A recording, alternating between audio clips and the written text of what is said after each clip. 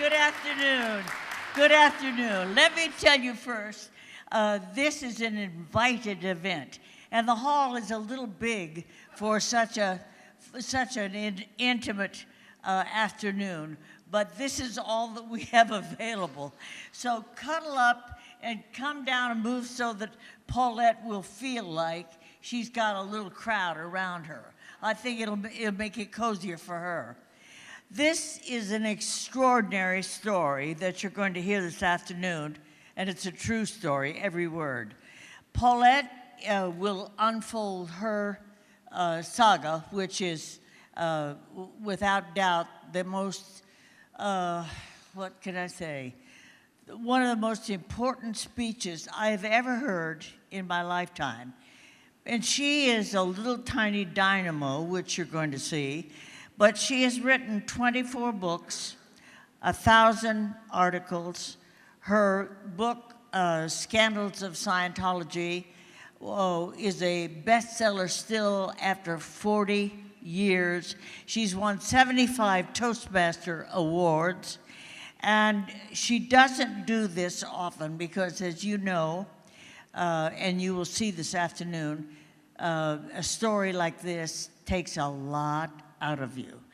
So without further ado, I'm just going to thank you for being here and tell you that we're very, very proud to be presenting Paulette. Now, without further ado, let me say again that it's a great honor to present Paulette Cooper Noble. Paulette.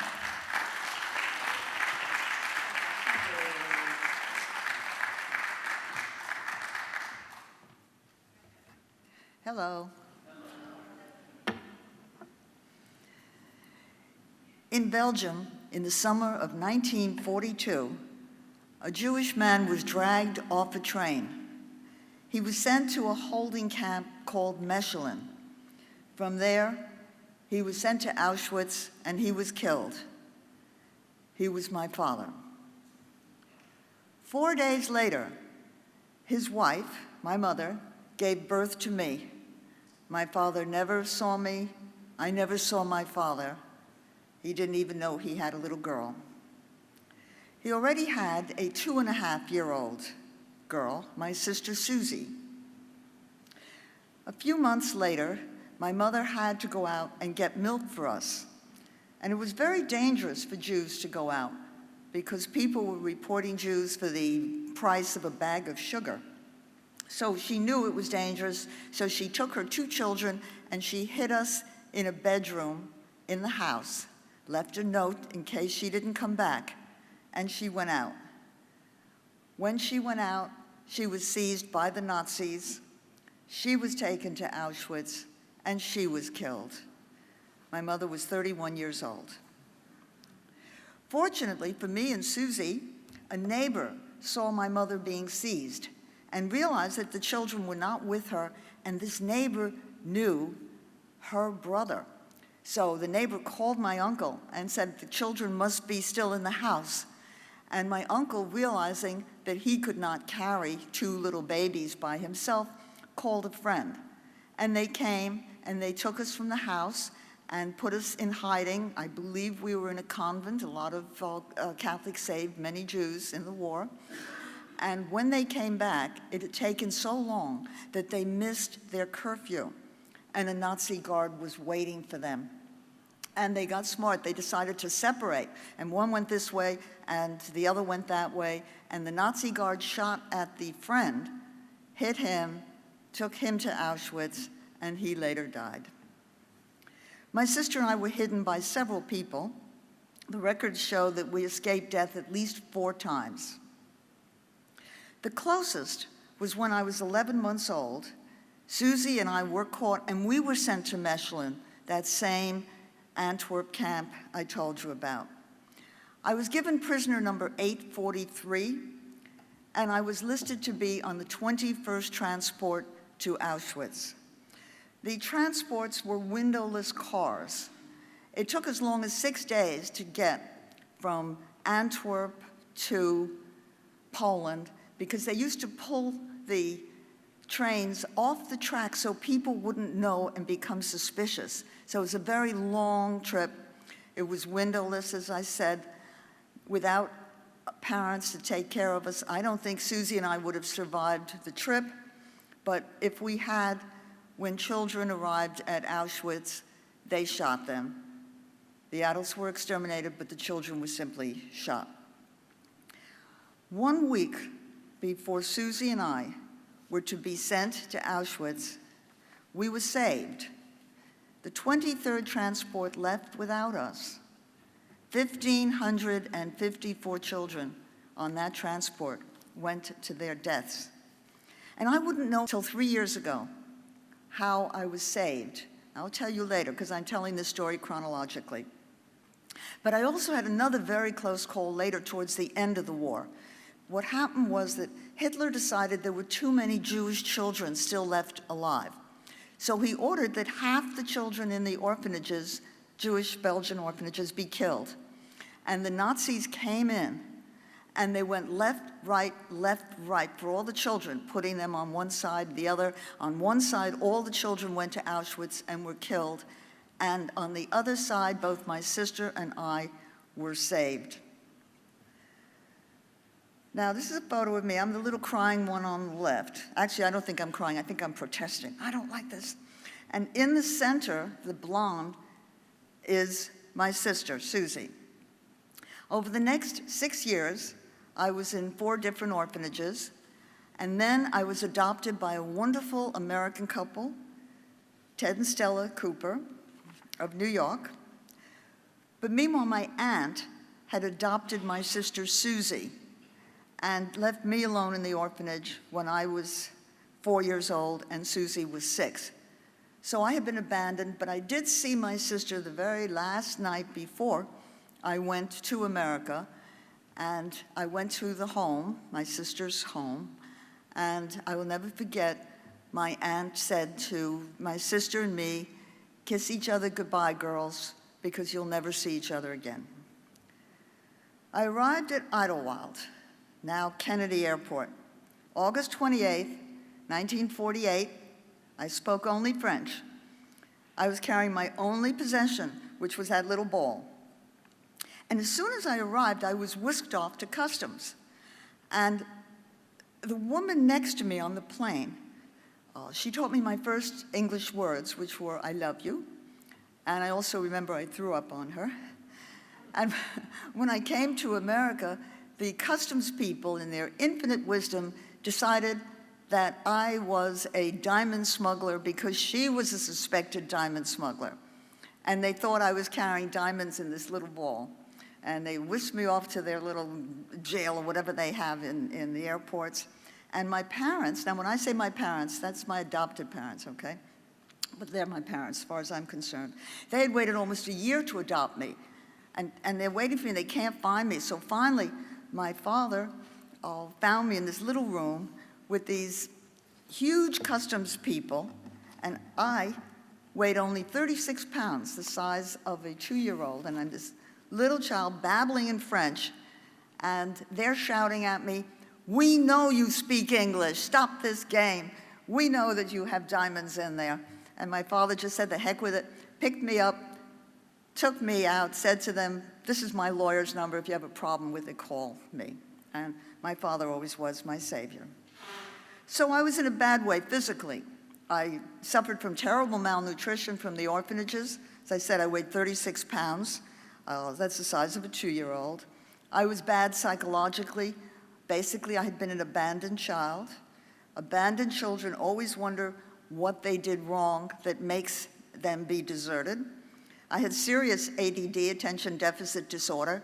Today, they would give me Ritalin, and I might never have been creative. And I was constantly crying for my sister, Susie. And my adopted parents could not speak a word of French, and I could not speak a word of English. I went to school, and the kids bullied me because they said that I spoke funny. Of course, I did speak funny. I spoke French. And I used to read dictionaries. I was just so anxious to learn English. And from the time I was 8, I wanted to be a writer because my I wanted my father and mother to look up to me, and I knew that they looked up to writers.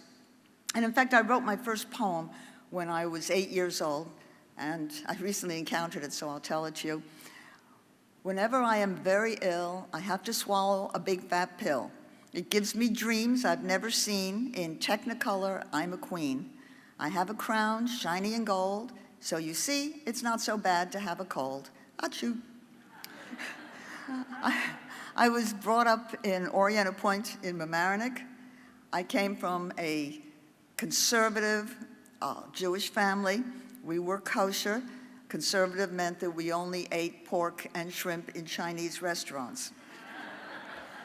At 17, I went back to Belgium for the first time. I was very upset.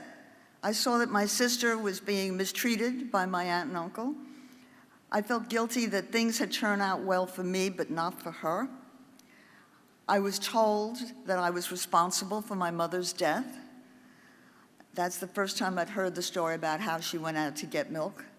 I saw the photos of my dead parents for the first time in my life. Those were the photos I showed you. And when I came home, I was extremely depressed, and I began seeing a psychiatrist, and I was doing better. But then a year later, I went to see the movie Exodus.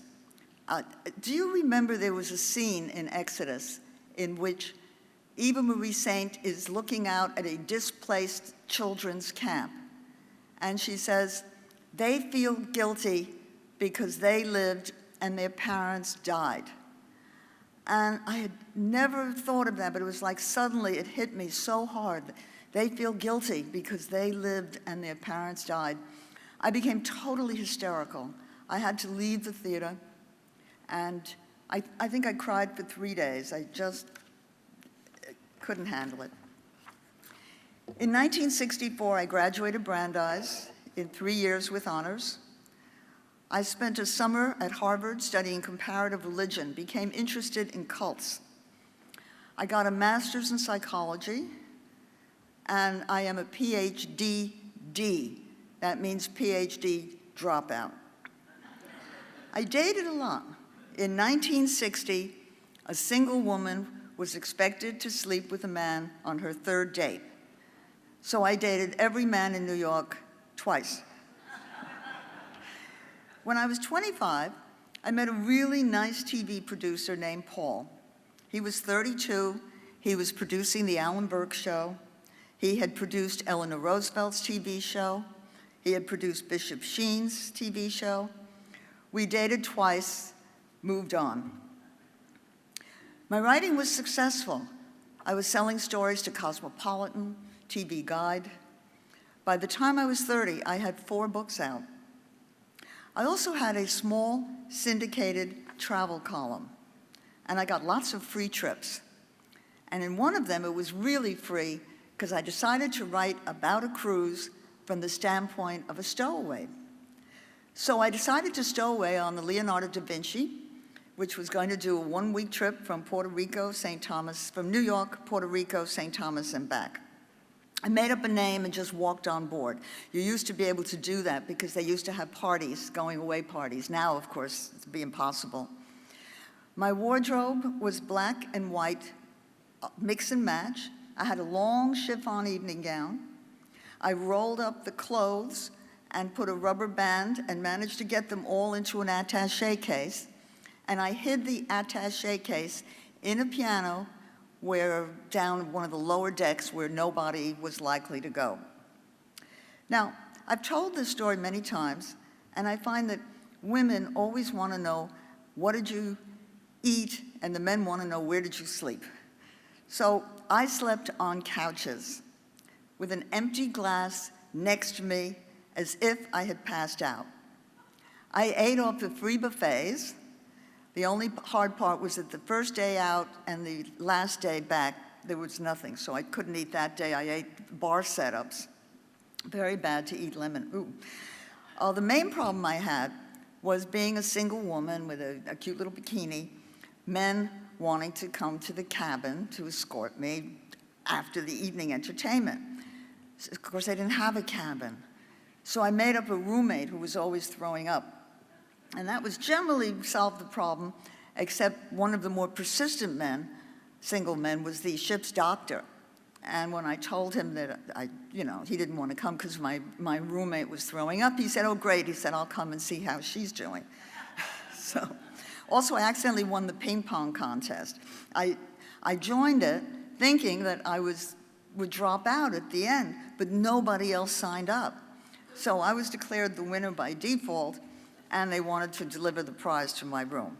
So, but I did make it. I sold worldwide rights to the Times of London, and it was even optioned for a movie, although no movie was made, by Stanley Donen, who you may remember did 7 Brides for 7 Brothers, and some other movies also. So my life was really going well. And then I wrote a story that would change my life, and not in a good way. I was a copywriter at BBDO, and another copywriter joined, and he told me he had joined Scientology and discovered that he was Jesus Christ. So in the 1970s, Scientology was very, very popular, and I decided I wanted to look into this. Now, Scientology is a church founded by L. Ron Hubbard. They practice a type of therapy called auditing. I believe the techniques are dangerous. They were developed by somebody with no training. In fact, L. Ron Hubbard was a science fiction writer and a high school dropout. Now, when you are audited, you are supposed to work through not only your current life, but all of your past lives. They believe that we were all from outer space, where an evil prince named Zenu sent spirits to Earth to inhabit our bodies, and we have to get rid of them by auditing out the current and the past spirits. Now, people like John Travolta, for example, spent hours and millions of dollars talking these spirits out of his elbow. And most high-ranking Scientologists, they believe that we have to get rid of all of these spirits and that they can leave their body at will and move ashtrays with their mind. Okay? Why do people join? And why do they stay? Love and fear. Scientology, like all cults, like the Moonies, practice something called love bombing. Love bombing is they get somebody to come in and suddenly everybody is their best friend. You know, it's like, "Oh, isn't it wonderful to see you? Will you come tomorrow night? I'll pick you up." And suddenly people have friends when they didn't have friends before, many of them, especially they go after like college kids who are having some problems. So that's the love bombing. There's also fear that keeps them in. They sign a billion-year contract for all of their future reincarnations, and they're afraid for their soul if they leave. Now, many religions do believe in afterlife salvation. So why is Scientology bad? 1, people pay every cent they've got. They spend millions on this treatment I was telling you about called auditing. Families are literally bankrupted. There's terrible, terrible pressure for them all the time to give money. The second reason I think they're bad is that they break up friends and family. If someone is against Scientology, the person has to disconnect from them. They become what's called a suppressive person. As a result, there are all these people whose children will not talk to them because they tried to get them out of Scientology, brothers and sisters, grandparents who haven't seen their grandchildren. One example, which you may have even read about, may be the case of Tom Cruise and his daughter, Suri. She's connected, Suri, to a suppressive person. Katie Holmes tried Scientology and didn't like it.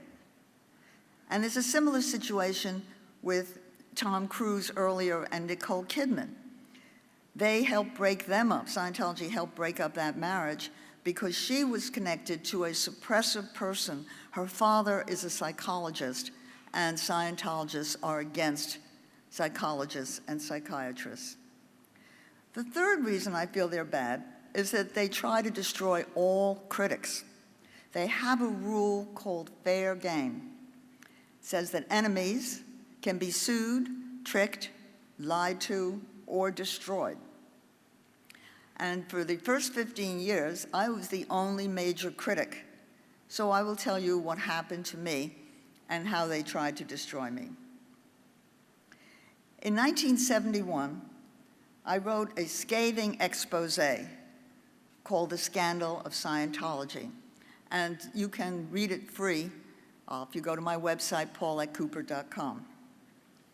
And people just kept coming to me because they had no place to go with these problems. People not talking to them, families broken up, people going bankrupt. And the press wouldn't report anything on Scientology for years, decades, because they were known to sue. And I know, because in the next 15 years that I spoke out against them, they sued me 19 times all over the world. And I had to support all these lawsuits and an aggregate of 50 days of depositions. If any of you have ever gone through even one day of depositions, you know how terrifying it is. But the harassment of me was more than just legal. They were following me, they were photographing me, they were defaming me. I was getting obscene calls. They wrote my name and phone number up on men's bathroom walls saying, you know, for a good time, call Paulette and my phone number.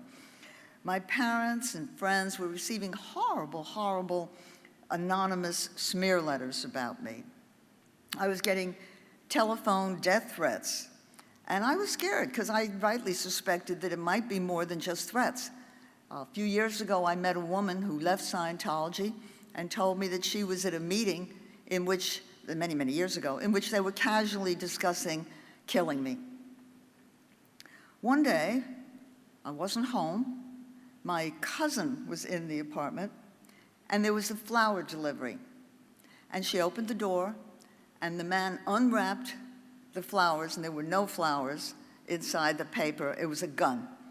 And he put the gun to her head, and she screamed and he ran off when the neighbors opened up the doors. So I became very nervous at that point, and I decided to move to a safer building.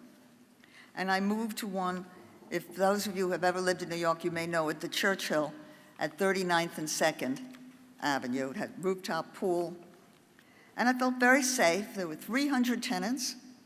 And then I was there maybe a week, and they all got anonymous smear letter about this new woman naming me, who had moved into the apartment building, who had venereal disease, was a part-time prostitute. And among the lies was this weird one that said that I had sexually molested a 2-year-old baby girl. I said to my friends, you know, maybe I did that with a 22-year-old baby boy, but what are you talking about? So the worst thing, though, was still to come. A few weeks later, I received a visit from 2 FBI agents. They told me that Scientology had received bomb threats and named me as a likely suspect. I was called before a grand jury, and I saw the letters for the first time, and I actually breathed a sigh of relief because it was so obvious I hadn't written them. They were totally illiterate. They were obviously a frame-up to look like me. They referred to books. They said Hitler must be destroyed. And all these, I'm supposed to have written this. Of course, I didn't know what they were talking about. And the prosecutor kept saying, have you ever seen these letters before? Have you ever touched these letters before? Again and again. And I keep saying, no, I don't know where this is going. And then he said, well, Ms. Cooper, if you've never seen these letters before and you never touched them before, would you please tell the jurors how your fingerprint got on one of the bomb threats? And I actually fainted sitting up. The entire room just spun. And I knew that my life would never be the same. I spent the next 8 most horrible, horrible months. I faced 15 years in jail and $15,000 in fines. My lawyers said I had a 95% chance of conviction because this is a terrorist crime. which the government takes very seriously. And I was put on probation. I couldn't even leave the state. I couldn't even go to New Jersey. I don't know why I would want to go to New Jersey, but I could not without asking the court.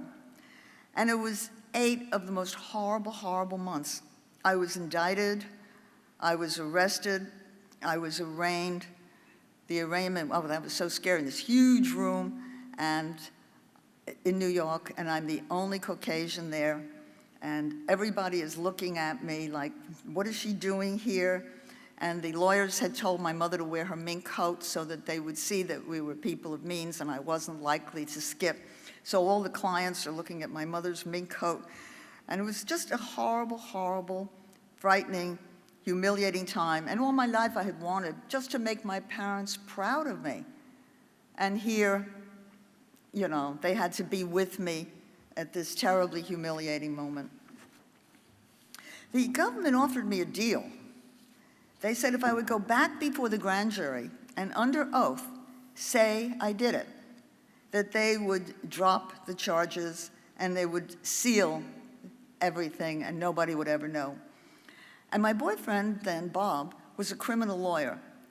And he said, don't believe it. He said, if you agree to say that you sent those bomb threats for the rest of your life, every time there's any bomb threats, you'll see the FBI will be at your door. The main thing, though, is I didn't want to go and perjure myself before a grand jury and say I did what I did not do. But I didn't have any money left by this point to keep paying lawyers. So I called my parents and I spoke to my father. And my father was great. He said, you know, we'll support you no matter what, but this could cost us a lot of money. So just out of curiosity, did you do it? So I said, you know, I've lied to you about a lot of little things. Like my parents wanted me to date Jewish guys, and most of them were not. So I would always say they were half Jewish. So I said to Dad, look, I lied to you about little things, but this is important. I promise you, I did not send those bomb threats. So Dad said, well, that's great.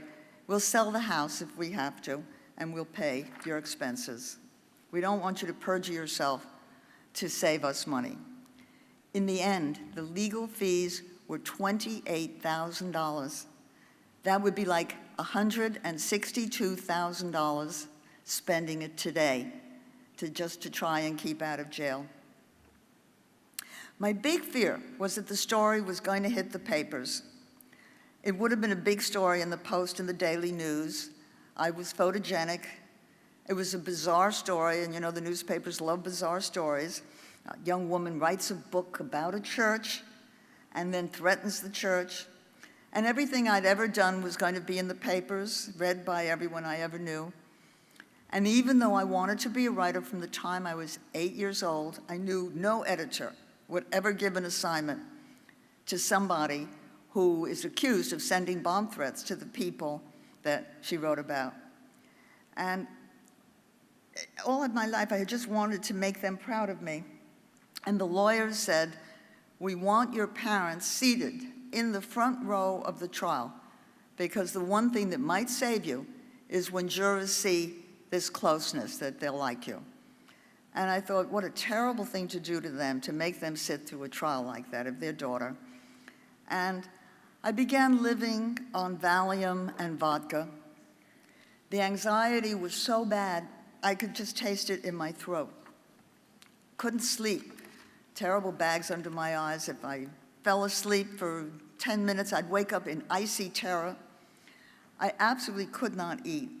I would have 1 egg and a glass of tomato juice every day. I was so nauseous. I went down to 83 pounds. I was obsessed with suicide. I was saving Valiums to take the night before the trial. I couldn't work. I couldn't go out and even walk my little dog. And I had been dating this guy, Bob, for a year, seriously, and he left me saying I was no fun anymore. I met a guy named Jerry who offered to move in and pay half my rent and walk my dog, which I needed to do because I couldn't even get out to walk the dog. And he would go up to the roof at the Churchill, and he got me to go up a few times, but I was in a very, very bad way at that point in my life. And the night of my 31st birthday, I decided I didn't want to wait for the trial to commit suicide. I faced this horrible future, possible jail, public humiliation, financial ruin, end of career, embarrassing my adopted parents. And to backtrack slightly, the fourth book I wrote came out, the book didn't come out, the first review came out on the day of my birthday, and it was a bad review. The first book, I had written the first book on forensic medicine for the layman. Now that's CSI. And if the book came out today, it'd be #1. But in those days, it was considered morbid and about death, and it did not do well. And that night, I just got drunk, and I started taking all of my collected pills. And fortunately, an old friend from Brandeis called me, and she kept me on the phone until I passed out. And I did feel better the next day and decided to wait to see what would happen with the trial before I killed myself. Now, I did everything to try to prove my innocence. I took 4 different lie detector tests, but they just test stress. They don't really test truth. And the results were so jumbled that there wasn't anything we could do with it. I tried hypnotism. Finally, I decided to take a truth serum test. And I found a doctor at Mount Sinai, and he agreed to do it because doctors didn't want to do it because at 83 pounds in bad health, I risked dying, but I didn't care at that point. And he knocked me out for several hours and questioned me and became convinced that I knew nothing, that I had not sent the threats, that I didn't know who sent it. And he was very angry, and he said he was going to testify in my behalf. And the government began to back off, and they agreed to postpone the trial. It didn't end it, but they postponed it so that it was to have been October 31st, 1973. And they wanted me to go to a psychiatrist for a year.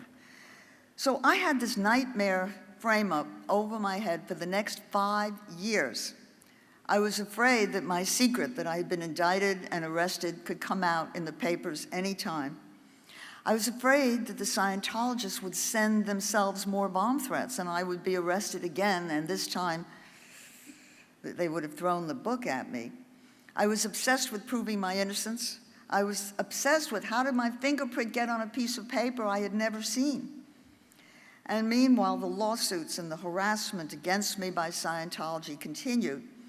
Now, there was no internet in those days. Young people find it hard to believe, but there was a period of time there was no internet. So I was the point person. I knew everything that was going on with this cult, and if somebody was having trouble, I knew of somebody that could help them. So if I quit, there would have been no opposition, which is why Scientology tried so hard to silence me. I was on a plane coming back from Europe, and in those days, you may remember, they used to give out free Herald Tribunes. And I picked up the Herald Tribune, and they used to pick up the Washington Post wire. And there I was in a page 1 story about how I had been framed. I was so happy to be vindicated that I cried. I immediately called Bob's office, thought maybe I could get him back. And I found out from his secretary that he had married and had children, so of course I didn't contact him. And I was happy. I thought this was all going to be over, but it took 3 years of legal wrangling to get those papers. And finally, when I'm talking about papers, I'm talking about the papers that the FBI had seized from Scientology that had the evidence in them that I had been framed. And finally, in 1981, I saw the papers, and I found that Scientology was keeping weekly diaries of what they were doing to try to discredit me. Sarcastically, they referred to me as Miss Lovely. And finally saw the line I was waiting for. They said, "We conspired to frame Miss Lovely for a felony she did not commit. She was arrested." And that was the proof I had waited 8 years to see. When I finally saw Scientology's internal papers that had been seized by the FBI, I learned that they had plotted to frame me again. I had been so frightened of that happening after the first time. But after I wasn't jailed in 1973, in 1976, they came up with something called Operation Freakout, the purpose of which was to get me arrested or committed to a mental institution so that people would think I was crazy and no one would believe me when I spoke out against Scientology. Operation Freakout, they were going to pose as me and threaten to bomb local stores and send bomb threats to people like Kissinger in my name. I also learned from Scientology's internal seized papers how they got my fingerprint. That was something that had obsessed me for all those years. Right before Scientology claimed to have received the bomb threats, a woman I didn't know asked me to sign a petition for the United Farm Workers, which was a big cause in those days. And she handed me a clipboard, and I did notice that she wore gloves. And the bomb threats were obviously taped underneath that clipboard. Oh, Jerry, that was very upsetting. The guy I lived with that I told you about earlier, turned out he was planted by Scientology and working for them. When he would go upstairs to the roof for air, he was really going to a payphone where he was calling in a daily diary of what I was doing. And he was saying things like, oh, today she talked about suicide again. Wouldn't that be great for Scientology? I also found something that really gave me chills. A few nights he got me to go up to the 33rd floor, and we were alone, and he would jump up on the ledge, and he'd say, come on, come up here. And I said, no, I don't want to do this. And then he said, you know, what happened to your guts? You once stowed away on an ocean line, and now you won't even walk a few steps, you know? And I just sat there trembling. I could not go and do that. Well, finding out that he was a Scientologist, I realized that if I had gotten up on that ledge, he probably would have pushed me, and everyone would have thought that I had committed suicide. After the documents were released, I had the satisfaction of public exoneration on 60 Minutes, and they told the story, and I did counterclaim, and the Scientologists tried even harder to shut me up, and they even robbed my psychiatrist's records and sent them to various people. Well, by this point, I was getting tired. I wanted a normal life. My friends were all married. I had been the only one to stand up to them from 1970 to 85. I knew they were a fascistic organization like the Nazis who killed my parents, and now other people were speaking out, and I could let them take over and live my life. So we settled all suits in 1986. 2 years later, 19 years after the first time I met Paul, I bumped into that same TV producer. He had gone on to produce major shows like Midday Live in New York. He'd won 5 Emmys. He brought Dr. Ruth and Matt Lauer to TV. He's not responsible for what Matt Lauer did later. And neither Paul nor I had married anyone else. So at age 45 and 52, we became the oldest first-time bride and groom that we knew of. And Dr. Ruth, by the way, was one of our wedding guests, and people were circling around her, asking her sex questions, including my mother.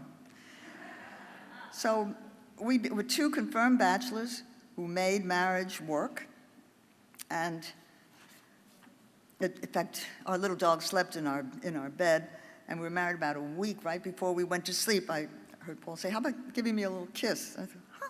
And it turned out he was talking to the dog. I was and still am a consignment shopper. I bought a lot of clothes in consignment shops. Just got this yesterday. Okay. Already have requests to borrow it. What happened to Susie? She remained abroad, married, became a widow. I brought her to America. She became a saleswoman at Saks Fifth Avenue in Bal Harbor and now in New York, and we keep in regular touch. 13 years ago, Paul retired. His last job, by the way, for 11 years, he was in charge of movies at Lifetime Television. We moved to Palm Beach to help my adopted aging parents. You know the Seinfeld joke? His parents turned 60 and moved to Florida, that they didn't want to, but that's the law. So we moved to the condo next door to my adopted parents, had breakfast with them every single day, and my father almost made it to 100, at 99 3/4 in good mental health. In fact, I pleaded with him to keep pushing. He kind of gave up. And I said, if you make it to 100, I'm going to buy you a huge cake, and a woman is going to jump out of the cake. And he said, what kind of cake? Paul and I will soon have our 30th anniversary. A man who made me happier than I thought I could ever be after all those miserable years, and he's been helping me with PowerPoint. Paul, would you stand up for a moment?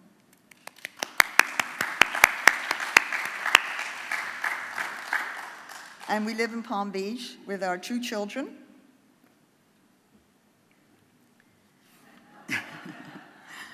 And I still write books. I'm up to 24. I'm working on 25. I just finished Barking Up the Right Tree about an animal activist, Arthur Benjamin. Before that, I wrote Was Elvis Jewish? Plus hundreds of amazing and amusing anecdotes no rabbi ever told you. I write a column for the Palm Beach Daily News. Paul takes some of those photos. I'm still involved in the big anti-Scientology movement. Now there are many people, not just me. I was on Leah Remini, you may have seen me, and Don Lemon. And I'm actually writing, at this point, another book on Scientology. I haven't written about that since 1970. I call that one The Book That Launched 1,000 Suits. 6 years ago, I was interviewed by the Village Voice, Tony Ortega. He expanded this article into a book about me that's available on Amazon called The Unbreakable Miss Lovely. It's a great story. I wish it wasn't mine. I also have a series of popular shopping books on consignment, thrift, and vintage shops. And now I'm coming to how I was saved and how I learned about it. Tony Ortega wrote this piece for the Village Voice, mentioning I was born in Belgium. The story was picked up by the biggest newspaper in Belgium and Holland. And a Dutch banker named Peter de Hoo read it. And he emailed me, and he said, I think it was my father who saved you from Auschwitz. It turned out that Peter's father and mine had been best friends in Europe in the 30s. When Peter's father found out that the 2 children of his best friend were about to be sent to Auschwitz, he bribed a notoriously venal guard at Mechelin named Philip Schmidt. And you see him in this picture with his dog, Lump, which he used to sick on Jewish prisoners. And Schmidt took the bribe money and let Susie and me out. So here I am almost 75 years later, not here with the man taken off the train, the woman who risked her life to get milk for her children, that's my biological parents in Belgium, who never lived long enough to know that their 2 children, one, me, would become sort of a successful writer, and the other, Susie, would have 2 children, and that she would name the boy after our dead father and the girl after our mother, and that they have given him 6 grandchildren, so now there's 10 of us, and the photo here is 5. Now, 2 other ways that my biological parents have lived on. I got an email last summer from a woman who bought a house in Belgium, found photos, and learned that it had been a major orphanage during the war. And Susie and I were there, and she had the first known photo of me, and also that other early photos I showed you. And she's turning the house into a memorial to the dead parents of former orphans like me, and Paul and I will go to Brussels for the dedication soon. The last way my birth parents live on. In the 1930s, my father gave a gift to his best friend, that's Peter's father. He had made of a handcrafted leather book jacket, and my father's initials are on the bottom. And Peter mailed it to me, and here's a photo of me holding this book. And now I proudly own the small piece of my parents who were murdered because they were the wrong religion in the wrong country at the wrong time. Sometimes I'm bitter about the 15 miserable years helping other people instead of living my own life. But if not for my crusade against Scientology, 2 of the best things in my life wouldn't have happened. The first is that I re-met Paul at the home of the lawyer that did the Scientology settlement. And I probably would not have been invited if we hadn't worked together with this lawyer a few years earlier. And if not for Scientology, I wouldn't have been interviewed by the Village Voice, the story wouldn't have appeared in Europe, and I never would have found out how I had been saved. So the worst thing that happened in my life led to the two best. So finally, despite a bad early start, things did work out for me. It almost didn't. If not for Peter's father, I wouldn't be here. If not for all the people early in our lives who risked their lives, literally, to save Susie and me, we wouldn't be here. If I'd gotten on that ledge with Jerry, or if my friend hadn't called me that night that I was so suicidal, I wouldn't be here. Sometimes I ask myself, why did everything come together for me when it was so close, so many things, and going in the opposite direction? I mean, the right people came together at the right time. And I was saved so many times. So I say to myself, was it luck? And then, now Jewish people in this audience probably have heard the word bershert. It means destiny. So was it destiny? Was this all pre-planned and it all worked out exactly the way it was? Or is there a God who looked down at this tiny little orphan, me, and said, I want this girl to live? And maybe it's all three. So thank you for listening.